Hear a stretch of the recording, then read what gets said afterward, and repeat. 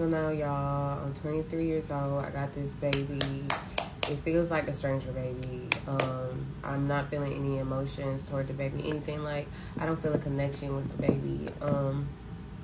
So I'm having a hard time once I take the baby home. I'm staying with my mom. I'm just on edge all the time, scared, don't know what to do. I was having dreams, like crazy dreams about the baby. I had a dream like I had smothered my baby like in my sleep. Like it was crazy, y'all. So I'm just going through it. So I tell my mom what's going on. I'm telling her like I need her to take my baby and like take care of him basically, because I just can't take it. Like mentally I'm not there, emotionally I'm not there. Like I don't know what's going on, y'all. I'm just going through it. At the time I did not know that I was going through postpartum, you know, like it wasn't something I was really informed about or my family was informed about. So everybody worried about me, like, oh my goodness, like, is she okay? Like, is her mind right? Like, you know, she losing it. She had this baby. Like, she ain't got it all. She could, but my mom, like, I'm so lucky I had my mom and my grandmother. They took care of my baby. At least, like, the first 6 months he spent with my mother, really, mainly with my mother. And then as he got older, more with my grandmother, she got more involved as well. But like, I would only have him when I would breastfeed him, really, so he can eat. And that was such a hard process, y'all, with having the implants in my chest. Like, it was so hard. I could barely get milk. Like, it was just such a struggle that I ended up stopping doing that. Eventually, I only lasted about a month with that. So basically, my mom like raised my baby till he was like 6 months, because I mentally was not there, physically was not there. I was just in the room, depressed, like freaking out. And I don't know, it's probably I'm sure it was my mom's prayer and stuff that like got me through that and got my mind back together. It's like just one day I woke up and was just like, okay, like I need to figure my life out. Like I've been staying here, sleeping, being at my mom's house, doing nothing. My baby's here, like it's my baby regardless of what I'm feeling or thinking right now. Like I gotta take care of my baby. So I'm like, how I'm gonna do that? And y'all, when I say we talk about the Israelites and how they was getting laid out of Egypt and how it took forever for them to get out of Egypt and how they kept going back doing the same stuff over and over, following those false gods, all that stuff, making their own gods, doing all this stuff, even though they know God is there and God keeps getting them through things, y'all. But when I tell y'all, we is so much like them. When I look around and see like back on my life and how I got saved and got delivered and got to this place, like how many times I went back, y'all. Because when I tell y'all, I went back to the club, y'all. I went back to the club. There was a club that was not like super far from my house, but it was about like an hour away that I would drive to. It was far enough that I shouldn't have been driving, but I would drive there. It was out in the country where it was just like a lot of farmers and stuff. Like you know, in Wisconsin there's a lot of farmers and millionaire farmers that be out there. So it was a good place, easy place to make money. There wasn't a lot of girls. Like and I'm coming from like Florida, Miami and stuff, so I'm on my game. Like I like got a whole different game than the girls down here, you know. Like I know what I'm doing. Like, I'm working the room. I know, like, I have a whole different look. You know, like, I'm way more on the glam upside of things, of how I'm moving, you know.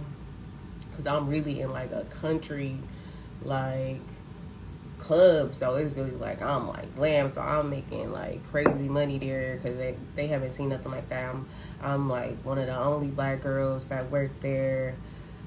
So I'm making all this money. I save up the money to get a condo at home, move out my mama's house. I take my baby with me. I move out. I have my baby. I'm still working at a club. I come up with a plan, y'all. I'm saving. I'm praying. I'm like, God, like, I was really good at makeup at the time. Like, I really, like, just was so focused on makeup, and everybody just loved my makeup and was like saying how good it was, blah blah blah. So I decided I was going to be a makeup artist. I was going to start this makeup business. I also ended up taking a lash certification class that I was going to do lashes, again in the beauty industry, like what I figured I always wanted to do. So I'm working on this, y'all.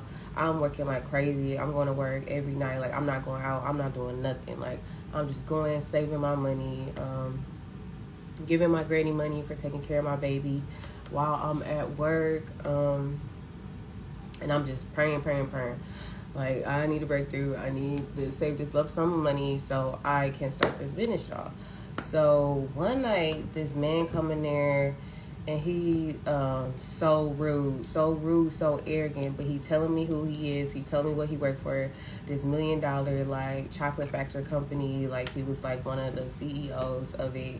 And I'm not gonna say the company because it's well known, but the man in there is so rude, y'all. And he talking to me, he like, oh, well, I want you, like, I can see you the top one in here, like, I want you, I'm gonna pay for your time, you gonna do what I say. Like, y'all, when I tell you, talking to me crazy, like, he like, oh, like, I got the money, so you gonna do what I say, this and that, like, I need your time, this and that. So I don't know, something in me just told me, like, talk crazy back. So I talk crazy back. I'm like, oh, okay, well, if you gonna have a whole lot of money, because you're right, I am the top one in here, and I do make a lot of money, and, like, you gonna have to come with it, because I got people that's waiting on me, I got people that come to see me, this and that. And I was telling the truth, but, like, I really did. Like, I had regulars that came to see me certain days or whatever, and they already had, like, booked time or whatever. So he's like, well, I got way more money than them, and I'm gonna spend way more money, blah, blah. Like, he talking big. And, of course, he having a little drink, so he getting his little courage. He's just talking crazy. And it's this small, skinny Caucasian man, y'all. And he just talking loud. And, so I'm like, okay, whatever. Like, to start off, so I'm trying to see if he really got the money. So to start off, I'm like, okay, well, to start off, like, I'm gonna need, like, $2,000 to start, like, just to even get the room, to get the time, this and that, blah, blah, blah. So he like, okay, he's like, that's nothing, like, get $2,000 or whatever. So I get the money, the $2,000 or whatever. So I'll tell the bartender, like, okay, like, I think, you know, the guy went like it's a big fish, like, he's talking about he got this and that, like, I need you to work with me because I do got these regulars here, like, can you tag in for me, like, do whatever, blah, blah, blah. So basically, the bartender worked with me throughout the whole night. I'm telling the man, like, I keep telling the man, like, I need more money for this time, this and that. And then I would switch out with the bartender. The man so arrogant, so, like, racist, so how he is, he not even noticing. I'm switching out with the bartender for times to go see my regulars or whatever. We going back and forth or whatever. So, end of the day, I'm not even gonna go into too much more detail about that. I make 20 grand that night, okay, and at least like 15, it had to be at least like 16, 17 was from him. So I make 20 grand. I gave 3 grand to the bartender. I had to pay my fees for, like, renting a room, stuff like that, champagne room stuff, all that stuff. And then I paid the manager at the time too for letting me get out that much cash, because I cleared out the safe, and we're not supposed to be clearing out the safe, and I cleared it out. And he was giving me the money, so I paid him extra money for doing that for me, because we're not supposed to do that. Like, the next day, the owner was like, what if he report this, and because he doing it on a card and getting cash advance, this and that. But, y'all, I got the money. I left there, I think what I left was like 16 grand, and that man did not report that money. I never saw that man again, y'all. When I tell you that man did not report that money, never saw that man again. Like, disappeared. It was crazy. Like, so crazy. Like, I don't know. It was just one of those things where you just know it's like some kind of intervention. But, like, so I had his money, y'all. So I invest in doing this lash extension class. I invest in getting all these lash materials. I get me another car. I get a new car. I pay down my rent. Like, I pay my rent in advance because I'm preparing to leave the club. So I'm paying my rent in advance for a couple months so I can already have that together. So I'm going back to work, y'all, and I was literally getting ready to leave, y'all. But why I, like, meet this man while I was working, and he had, like, this $1 million marketing company. I was telling him what I was up to and, like, how I was about to leave and this and that. And he was like, oh, well, I believe in you, this and that. And he started coming to see me. And I was just telling him, like, all the stuff I was going to do.